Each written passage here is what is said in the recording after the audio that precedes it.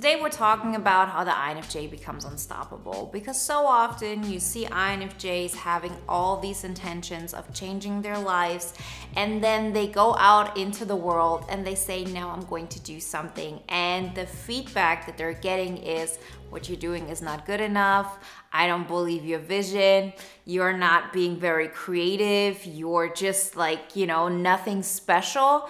And what happens, the INFJ very often takes a step back and starts doubting themselves. And you might say, okay, isn't that something that happens to every personality type?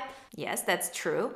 But there was one particular thing that the INFJ is seeking that other people are not seeking out as much. Everybody wants something from other people. We all need connectivity. We all need to be understood. We want to be included. Those are just human needs altogether. But the INFJ in particular seeks out a very special way of support.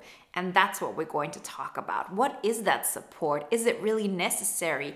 Are you aware of it or not? And how to change that? Because remember, these things are happening on a subconscious basis. It's not like the INFJ goes out and says, oh, I'm somebody who needs support. The INFJ is actually the person who's always supporting others. The INFJ goes through life thinking that people want you around because you're supporting them. So what kind of support am I talking about? We're going to figure that out today. Before we get started, remember, if you haven't done this so far, to download the free poster on the 5 pillars to an INFJ epic life to start your transformational journey today. And if you want to take it a step further and really look into your personal situation and change things in a rapid speed, then work with me privately. All the information you find in the links in the description. So when it comes to the INFJ, the kind of support we're seeking out is SE.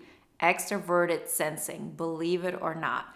And it doesn't matter if that person is an INFP, the friend that you're seeking support from in a way, who doesn't have extroverted sensing in their functional stack, or if it's an ESTP or an ESFP, somebody who has really strong extroverted sensing. Why am I saying that? The INFJ is a very cerebral being. A lot of our satisfaction comes through our thoughts. A lot of our satisfaction comes from the things we could manifest. Just the thought of, oh, that could work out is already giving us like a dopamine kick, something that makes us feel good. And very often this is something that holds us back, because we know that if we just had the things to make it happen in the real world, it would be amazing. But we don't, because our extroverted sensing is there. We're aware of it even more so in other people. But more than that, we are relying on other people to do that. Remember, if we don't want to take care of something ourselves, like on a psychological level, what do? We project it to the outside. Not just INFJs, everybody, right? If you feel like, oh, I don't want to tap into my masculine side or my feminine side, guess what? You go out and have people around you who take care of that. You just project it onto the people, and the people who sort of want that projected on them, right? And who want to project something back to you, they sort of like come closer to you. Other people remove themselves. And that is not even necessarily saying that the people that you're attracting are like a great match and you're going to be friends or love partners or whatever it is. It might be a relationship that's very toxic, or one that is enabling, or typical codependent and narcissist, and so on. So what are we going to do with that information? Let's back it up. So what I'm saying here is, we have these ideas. We have this urge within us, but life sort of seems to happen outside of us. That's why you hear and read everywhere, the INFJ is an observer. Life is happening for others. I'm not feeling it. Because in order to actually feel like you're manifesting your life, in order to feel connected to your body and the life around you and to be excited, we need to make things happen in order to put our thoughts into our reality. And what is the shortcut version of that? What do INFJs do, particularly in our younger age? We gather ourselves around people who we support through our personal gifts, So through our empathetic gifts, through the fact that we understand everything that they're going through, what could be great for them, we become a perfect sidekick. We become the perfect second commander. And therefore we create this connection, we create this team that can then create something amazing. I mean, you've heard this, right? The INFJ is sort of like the person who has an idea and sort of like tells other people how to do it, but we're not really the people who make it happen. The problem with this is no matter how well you match with another person is never going to be able to see the world through your lens. You might think you understand another person really well, and yeah, we INFJs do that, but it still comes through our lens. And very often, in order to understand others, we actually carve ourselves out. We forget more and more about ourselves. We make ourselves smaller in order to be able to grasp more of what the other person is, who they're about, what they want to do with their life, what kind of emotions they have, right? There's always this payoff. But if you do this, you're not aware of what you really want. How often have you been in a situation where you said, I don't care what movie we watch. I don't care to what restaurant we're gonna go to. I just don't care about anything. I'm just numbed out. That happens because we focus so much on other people. So if we want to become unstoppable, if we want to get to this place where we're just this moving being, that person that is exciting, that's creating their INFJ epic life, guess what we have to do? We have to accept the fact that we cannot rely on this kind of support in order to manifest our dreams. Because if you rely on other people to make the dreams of yours a reality, the payoff will always be too big. That person is always going to go their direction. No matter how much you're helping them, no matter how much you're actually having this connection, you're the only one who knows what you want, who knows how you see the world, how you want to see it, what you want to manifest, what you could create. And so you have to be the one who makes it happen. You have to be the one who accepts the fact that you cannot rely on other people to do that for you, even if other people have such stronger power than you. That's how it was for me. The moment I decided, okay, I have to go after my dreams. I can't be somebody's sidekick. I can't be focused on other people so much. I have to understand myself better and then go for it. Two things happen. Number one, if you start focusing on yourself, if you start growing yourself, the consequence is you're not going to understand others so well. So you have to face your fear of, oh, I'm going to be abandoned. Because up until now, the main reason why people wanted me around is because I was understanding them so well. I was there for them. I made them feel special. But if you focus more of your possible attention on you, you're not going to be able to do that. I'm really not as aware of what's going on in my friends, in my loved ones, in the people that I'm connected with as I used to. And at first glance, you might say, well, isn't that a bad thing? No, because I was way too deep into that. That's the typical codependency. If you are more concerned with other people's problems than they are concerned with their problems, that's called codependency.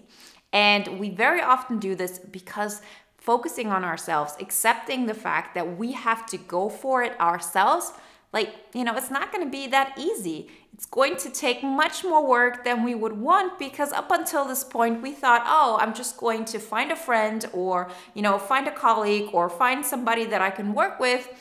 We connect and I give them my ideas and they make it happen. But if you have to do it yourself, it's going to take longer. But the truth is, it's the only way out. There is no other way. Otherwise, you'll always make compromises. So when I first made that decision, because I knew, okay, there's no other way to go. I've given up too much of myself. I don't like the way I feel. I feel stuck. I have to make something happen. As I said, you have to face the fear that you're going to be abandoned. I had to face that. And second of all, understand that if you start saying yes to yourself, you're not going to get that support.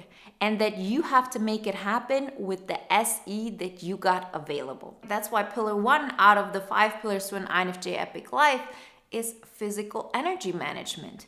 We have to be aware, yes, I'm not going to be as fast as an ESTP. I'm not going to be able to work my butt off and continuously do things, but I always say, we're INFJs. We don't have to do all the things. We just have to do the right things. We know what could work, and now we have to just take those steps. And still, we have to say the finite amount of energy that I do have, I have to increase it. I have to make sure that I have enough power, physical power, to get out of my hamster wheel, to get out of this default state that I've put myself in, to change my mindset, to start doing things, although there's not going to be anybody who cares about it in the beginning. If you want to write a book, there's nobody going to be there who's going to say, oh, why didn't you write a chapter this week? You might have somebody like that if you pay a coach, but it's not like people around you are by nature telling you, why are you not doing this? People are telling you this if you don't show up at work on Monday, if you don't help out a friend, right? When they expect this of you. But the things you do for yourself, you have to be your own accountability partner. You have to be your biggest cheerleader. And that doesn't happen overnight. You have to sort of build a new identity based on that. The more actions you take, the more votes you are making towards the person you want to be.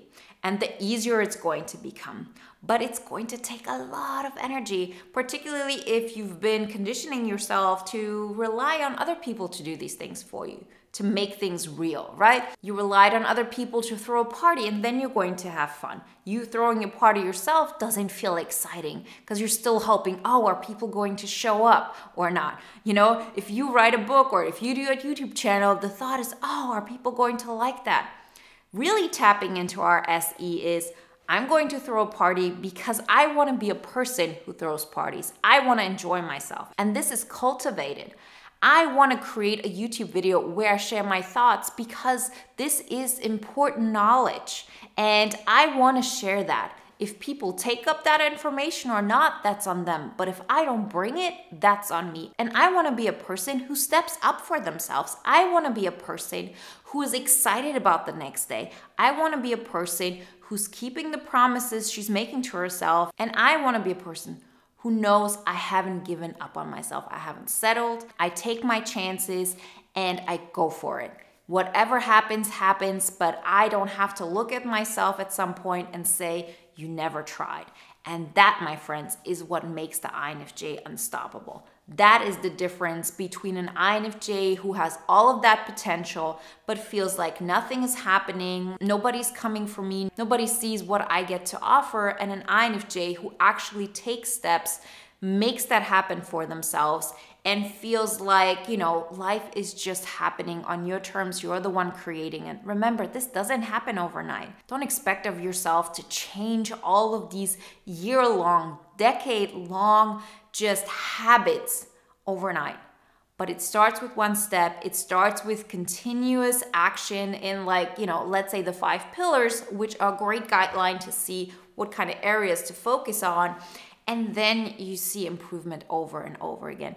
And the more you take them, the more you do that, the more unstoppable you are. Because with every single step, you already know you feel better than you used to. Because you're not waiting on support, you're not relying on support, you're not disappointed that people are not supporting you, because you already know that is on you.